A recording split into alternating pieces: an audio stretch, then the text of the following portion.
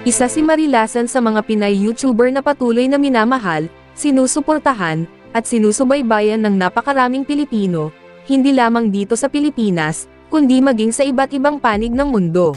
Dahil sa bawat vlog na kanyang ibinabahagi, makikita ang isang simpleng Pinay, na unti-unting binuo ang kanyang pangarap sa bansang Australia. Walang labis na pagpapakita ng marangyang pamumuhay, kundi mga totoong karanasan, mga simpleng kwento ng pamilya, at mga pagsubok na naging bahagi ng kanyang paglalakbay.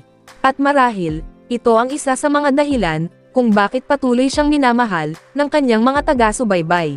Dahil sa harap ng kamera, nananatili siyang totoo sa kanyang sarili. Isang babaeng mas pinipiling ipakita ang realidad ng buhay, kesa gumawa ng content, na para lamang makakuha ng pansin. At bunga ng sipag, tiyaga, at dedikasyon sa paggawa ng content ni Mariel, umabot na ang total video views sa kanyang YouTube channel, sa mahigit 235,205,297. At may subscribers ito na umabot na, sa mahigit 1 million subscribers. Ngunit sa dami ng views at subscribers ni Mariel, maraming manonood ang nagtatanong. Magkano na nga ba ang latest estimated na kinikita ni Marilasan sa YouTube, ngayong 2026? Well, sa video na ito, ay yan ang ating pag-uusapan, at aalamin. Gamit ang public data na mula sa Social Blade, ay ating malalaman o makikita, ang latest estimated na kinikita ni Marilasan sa YouTube, ngayong 2026. At para sa mga hindi pa nakakaalam, ang Social Blade nga pala, ay isang public website, na kung saan kahit sino, ay pwedeng tumingin sa analytics, at estimated earnings, ng isang YouTuber, or influencer. At narito, ang YouTube Analytics ni Marilasan, na mula sa public data, ng Social Blade. Dito sa kanyang subscribers, ay nasa 1 million na. Video uploads naman, ay nasa 339 na. Total video views naman, ay nasa 235 million na. At ginawa ni Marilasan ang kanyang YouTube channel, noong September 2, 2013. At dito naman sa baba mga idol, ang total grade niya, ay nasa letter C positive. Social Blade rank, ay pang 456,907. Subscriber rank, ay pang 1,341. Video views rank naman, ay pang 140,246. Rank sa Australia bilang YouTuber, ay pang 237. At ang people rank naman, ay pang 892. So yun mga idol, dito naman tayo, sa subscribers ni Marilasan noong last 30 days, ay merong pumasok na 3,000 subscribers. At dito naman sa video views ni Marilasan noong last 30 days, ay merong pumasok na 1,100,000 views. So yun mga idol, dito naman tayo, sa daily channel metrics ni Marilasan, noong last 30 days. Makikita natin dito, ang pumasok na subscribers, pumasok na video views, at ang kanyang estimated earnings, sa bawat araw. Pero mga idol, ang titingnan natin dito, ay ang daily average, at weekly average. At disclaimer lang mga idol, ang impormasyon na ibinabahagi ko sa inyo, ay isang estimated earnings lamang. Dahil ang website na ito, ay nakabase lamang sa views, ng bawat video. So yun mga idol, simulan natin dito, sa daily average. Dito sa subscribers ni Marilasan sa loob ng isang araw, ay merong pumasok na 100 subscribers. At sa video views naman ni Marilasan sa loob ng isang araw, ay merong pumasok na 37,412 views. At dito naman, sa estimated earnings ni Marilasan sa loob ng isang araw, simula dito sa lowest, ay merong pumasok na $37 hanggang sa highest na umabot ng $75.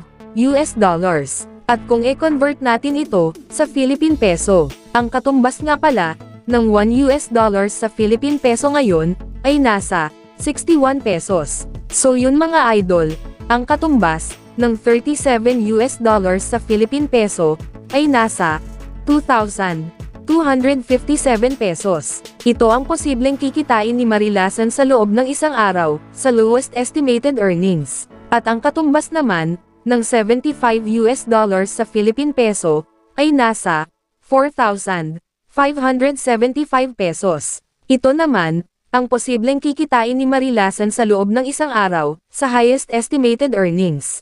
Pero bago natin ipagpatuloy ang video na ito, mga idol, gusto ko lang ipakita sa inyo, ang isang money ipon challenge binder, na nabili ko sa Shopee, sa halagang 139 pesos. Sobrang quality niya, dahil matibay yung plastic, hindi madaling masira. Meron itong 100 pages, at kung tig 50 pesos ang ilagay mo at napuno mo ito, ay meron kang 5,000 pesos. Pero syempre, kayo na bahala, kung anong gusto nyong ilagay na pera. Kung gusto nyong bumili nito, e-click nyo lang ang more sa ibaba ng video. Tapos e-click mo itong Shopee link, pagkatapos mong e-click ang Shopee link, ay mapupunta ka na sa Shopee, at diretso ka na sa item, na Money Ipon Challenge Binder. Dito mga idol, pwede kang mamili ng color, merong blue, pink, green, purple, dark green, at black. At kung meron ka nang nagustuhan na color, e-click mo lang ang buy. Umpisahan na nating mag-ipon mga idol, para sa kinabukasan. So yun mga idol, back to the video na tayo. Dito naman tayo, sa weekly average. Dito sa subscribers ni Marilasan sa loob ng isang linggo, ay wala pang nakalagay. Dito naman sa video views ni Marilasan sa loob ng isang linggo, ay merong pumasok na 82,133 views. At dito naman, sa estimated earnings ni Marilasan sa loob ng isang linggo, ay merong pumasok na $575 hanggang sa highest na umabot ng $1,200. At kung i-convert natin ito sa Philippine Peso, ang katumbas ng $575 sa Philippine Peso ay nasa 35,075 pesos. Ito ang posibleng kikitain ni Marilasan sa loob ng isang linggo, sa lowest estimated earnings. At ang katumbas naman, ng $1,200 sa Philippine Peso, ay nasa 73,200 pesos. Ito naman, ang posibleng kikitain ni Marilasan sa loob ng isang linggo, sa highest estimated earnings. At uulitin ko lang mga idol, ang impormasyon na inyong nakikita, ay isang estimated earnings lamang. At kung nagustuhan mo ang video na ito, ay please naman po mga idol, pakiclick naman ng like, bilang suporta, sa video na ito. Maraming salamat po mga idol.